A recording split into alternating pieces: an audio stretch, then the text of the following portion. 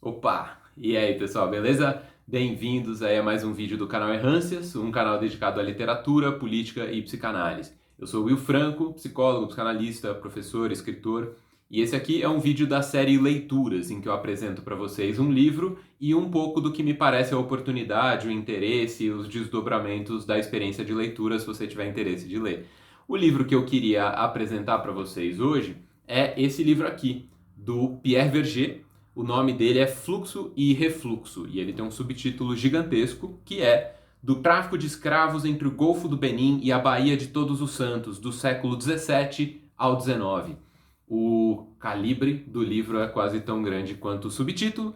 Ele foi publicado originalmente nos anos 60, não é um livro novo, no final dos anos 60, mas a primeira edição dele foi em francês, a língua de origem do Pierre Verger, que é o autor. Ele é francês, passou uma parte importante da vida aqui no Brasil, mas ficava entre Brasil, França, morou um tempo na África também, mas ficou muito tempo na Bahia. E apesar de ele estar instalado já na Bahia, a publicação original nos anos 60 foi na França e em francês. A primeira edição em português brasileiro foi sair no final dos anos 80, 20 anos depois.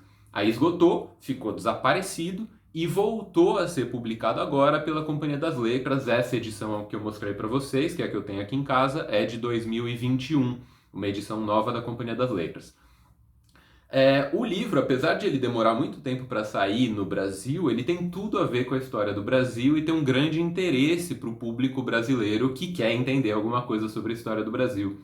Porque o foco dele, o tal do fluxo e refluxo de que ele fala, diz respeito ao comércio de pessoas que eram empregadas no modelo escravista na Bahia entre os séculos 17 e 19, até o final da escravidão, do regime da escravidão legal no Brasil. O final da escravidão, na verdade, tem escravidão no Brasil até hoje, mas no final da escravidão legal no Brasil.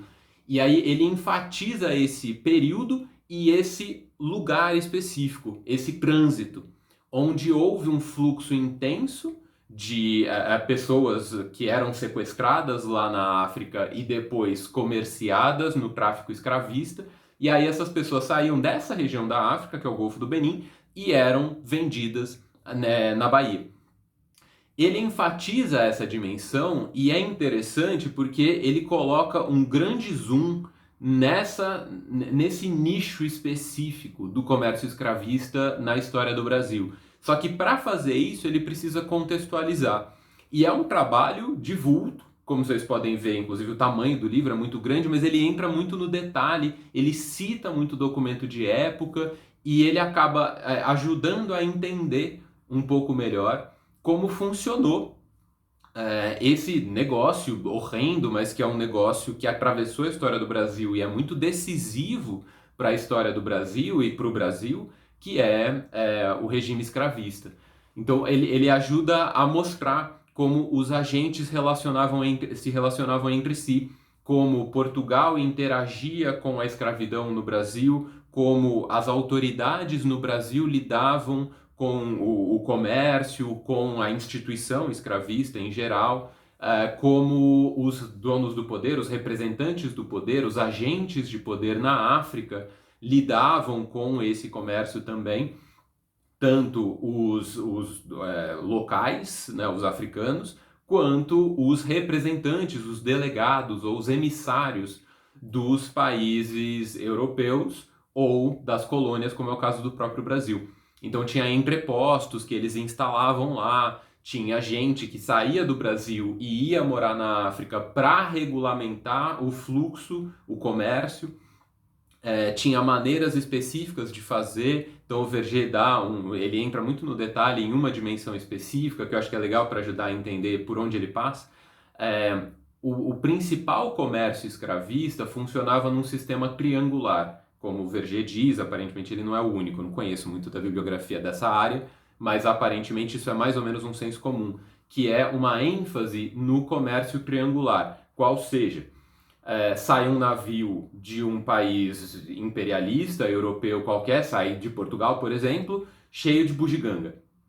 Coisas que eles produzem lá, enfim, espelho, sei lá, pano, coisas ali de pouco valor agregado, mas produção local. Então o navio sai cheio de quinquilharia, vai para a África, troca essas quinquilharias por pessoas que foram sequestradas ali na própria África. Então alguns poderes locais fazem incursões guerreiras em outras tribos rivais, ou em grupos rivais, ou impérios rivais ali locais da África. Então em guerras locais eles sequestram pessoas, fazem, né, enfim, prisioneiros, e aí vendem esses prisioneiros para as embarcações europeias que vão lá. Então, os europeus entregam um monte de bugiganga, espelho, pano, coisa, e pegam esses sequestrados, esses cativos, que são levados, então, como prisioneiros da África em direção às colônias. No caso de Portugal, uma das colônias principais era o Brasil. E aí vinha para cá com um monte de africanos sequestrados que eles compraram. Então eram, né, reféns deles que eles tinham ali resgatado, vamos dizer assim, em troca dessas bugigangas. Chegava aqui e vendia para os colonos, para os donos do poder locais, os donos das grandes fazendas ou os donos das grandes casas de comércio escravista, porque tinha casas especializadas na venda de escravos, ou nos entrepostos. E aí vendiam esses africanos que eles tinham comprado lá na África em troca de dinheiro e mercadorias de alto valor agregado que eles pegavam aqui. Então, seja, né, o pau de tinta, logo no comecinho, mas logo depois, que é o pau-brasil que a gente chama, logo depois cana-de-açúcar ou ela processada, como açúcar já, ou como tabaco de rolo, que é um tabaco que ia um pouco de açúcar junto, plantava tabaco aqui no Brasil também, e uma série de outras coisas ali, aguardente, esse tipo de coisa. E aí pegava essas coisas e dinheiro dos colonos, levava para a Europa. Então faz um triângulo, sai da Europa com bugiganga, chega na África, troca a bugiganga por reféns de guerras locais, leva para a colônia, vende essas pessoas como escravos e pega ou produtos locais ou dinheiro e leva para dinheiro inicialmente, depois ouro, né, aqui no Brasil, ouro, prata, as coisas que pegaram ali de Minas Gerais, Goiás e tal. E aí levavam para a Europa. Esse modelo triangular não é o modelo principal do tal do fluxo e refluxo, desse comércio que se fez entre a Bahia, Baía de Todos os Santos, como ele diz, né, entre a Bahia e o tal do Golfo de Benim. Golfo de Benim é numa região onde hoje em dia fica o próprio Benim, Nigéria e um outro país lá que eu não vou lembrar agora. Então é uma região específica ali na África. Então se a África tem aquela entradinha, né, ela tem aquela entradinha, fica na entradinha aqui.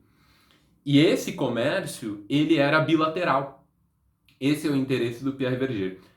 O Rio de Janeiro e as colônias mais, os estados mais ao sul, faziam em geral esse modelo triangular. Então Portugal tinha muito acesso e muito controle sobre o comércio escravista. Os donos das grandes fazendas na região da Bahia foram adotando esse modelo do comércio bilateral, por conta das relações que eles estabeleceram com os donos dos entrepostos na própria África. E aí eles foram correndo atrás dos próprios navios e fazendo o comércio diretamente, a ponto de alguns representantes do poder na Bahia, no século XVII, XVIII, principalmente no século XVIII, terem relação direta com o rei do Daomé, por exemplo, que é uma representante de grande poder, um rei com muito poder nessa região do Golfo do Benim. Então eles falavam direto com o cara, para comerciar direto com ele.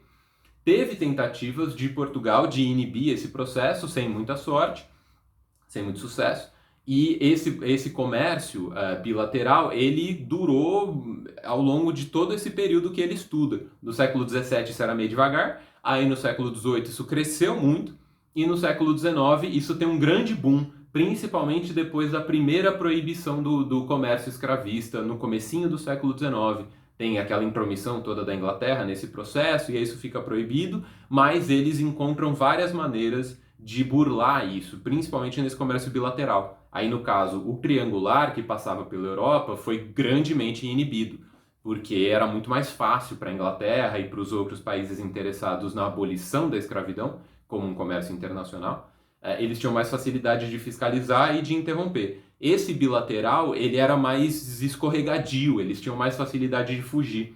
Por isso, esse comércio se intensificou um tanto, inclusive, no século XIX. E aí tem um elemento que o Verger discute, que eu acho muito interessante, é uma parte muito interessante da leitura, que é, por conta desse comércio favorecido entre a Bahia e o Golfo do Benin, as características da população local acabam sendo influenciadas. Por quê? Porque eles traziam africanos que tinham sido sequestrados em guerras locais em uma região específica. E a imensa maioria dos escravos daquela região, do Bahia e arredores, era, portanto, egressa daquela região da África. E aquela região da África é uma região um pouco mais ao norte e ela tem uma grande influência do Império Árabe, ali depois da Primeira Jihad, tem uma parte do Império Árabe que vai até ali o norte da África, inclusive sobe a Espanha, tal, até o século XII. E já não estava na Espanha, né? Mas ele, no norte da África, ele teve muita penetração por muito tempo. E esse povo, que eles chamam de Haussás, eles eram então muçulmanos, eles usavam o árabe e eles tinham acesso a toda a tecnologia que o Império Árabe teve no seu esplendor, ali no seu apogeu.